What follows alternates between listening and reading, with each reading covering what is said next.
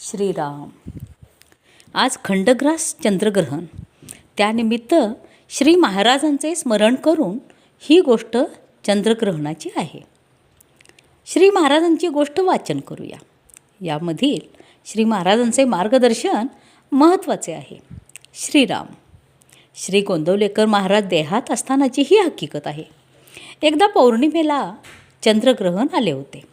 श्री महाराजांनी बऱ्याच शिष्यमंडळींना या ग्रहणाविषयी पूर्वसूचना दिली होती आणि विशेष करून सर्वांना ग्रहणाच्या दिवशी मठात बोलावले होते आणि सांगितले की त्या दिवशी सर्वांकडून मी दान पण स्वीकारेन.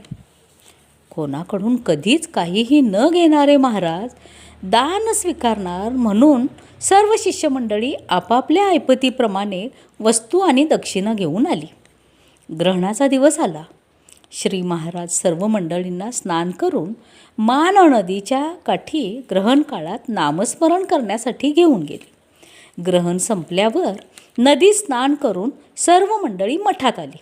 श्री रामरायाची पूजा झाली. पूजा झाल्यावर श्री महाराजांनी सांगितले की आपण जे काही आणले ते मी आता स्वीकारेन.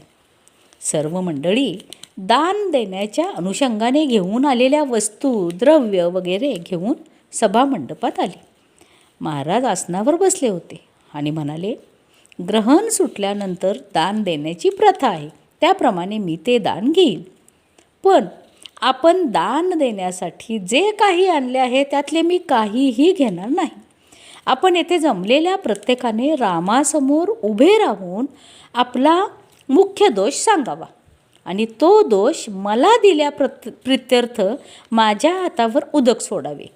हे दान मी घेणार नाही. हे ऐकून कोणीही आलेला. श्री महाराज म्हणाले, तुम्हाला जर दोष कळत नसेल तर मी सांगतो. मग प्रत्येकजण पुढे येऊन आपला दोष श्रीरामासमोर सांगून महाराजांच्या हातावर उदक सोडू लागला. कोणी सांगितले मी क्रोधिष्ट आहे, कोणी मी मत्सरी आहे, कोणी लोभी आहे वगैरे वगैरे.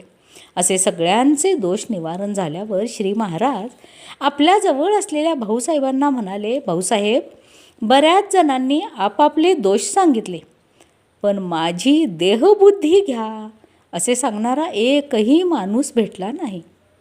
तसे जर कुणी माझी देहबुद्धी घ्या असे मला सांगितले असते तर रामरायाला त्या माणसाची ती देहबुद्धी घालवून त्याला सगुण दर्शन द्यावेच लागले असते. असो, काय करणार. मी येथे कस्तुरी म्हणजे रामनाम घेऊन बसलो आहे, पण आलेले सर्वच जण हिंगजिऱ्याचे गिराईक. श्रीराम समर्थ.